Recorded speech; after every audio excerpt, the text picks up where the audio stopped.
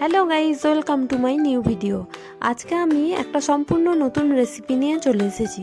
এই রেসিপিটা আমি পেয়েছিলাম অনেক বছর আগে। আমাদের এখানে বইমেলায় একটা রান্নার বই বিক্রি হচ্ছিল, সেই বইটার থেকে।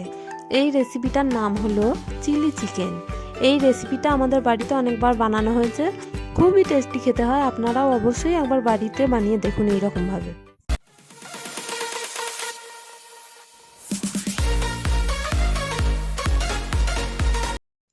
সবার প্রথমে তো আমি চিকেনটাকে ভালোভাবে ম্যারিনেট করে নেব।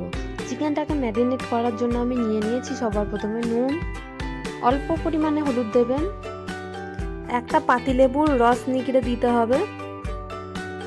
আমি এখানে গোটা লেবুর রসটাই দিয়ে দিয়েছি। দিয়ে নিতে হবে 2-3 চামচ জিরে ধনে গুঁড়ো। আমি এখানে 3 চামচ নিয়ে নিয়েছিলাম। এরপর আমি এতে দিয়ে নেব অনেকটা পরিমাণ আদা আর গোলমরিচের পরিমাণটাও একটু বেশি দেবেন, 2 চামচের মতন দেবেন।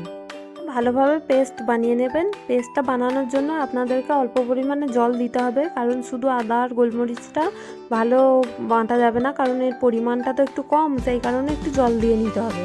দিয়ে এটাকে ম্যারিনেট করার চিকেনে মিশিয়ে দিতে হবে। অল্প পরিমাণে টমেটোর সস দিতে হবে। অল্প পরিমাণে দিয়ে নিচ্ছি সয়া সস। এরপর সমস্ত মিশ্রণটাকে ভালোভাবে মিশিয়ে নিতে হবে ম্যারিনেট করার জন্য। আপনারা হয়তো ভালোভাবে খেয়াল করেছেন, এখনো পর্যন্ত আমি কোনো লঙ্কা দিইনি, অথচ রেসিপিটার নাম চিলি চিকেন।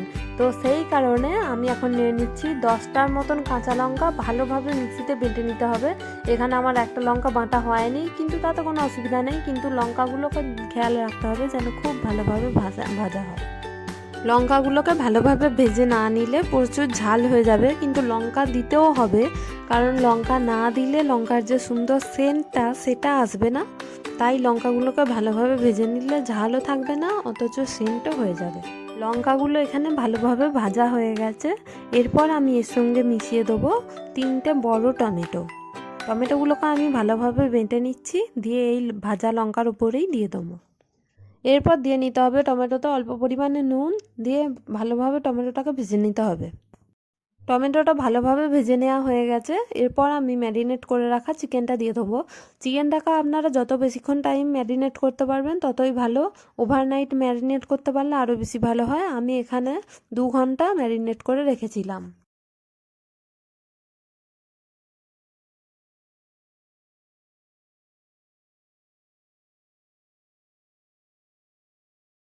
দিয়ে নেবো অল্প পরিমাণে সাবুটা দিয়ে নিলে কি হবে, এটার থিকনেসটা বেশ সুন্দর হয়ে যাবে।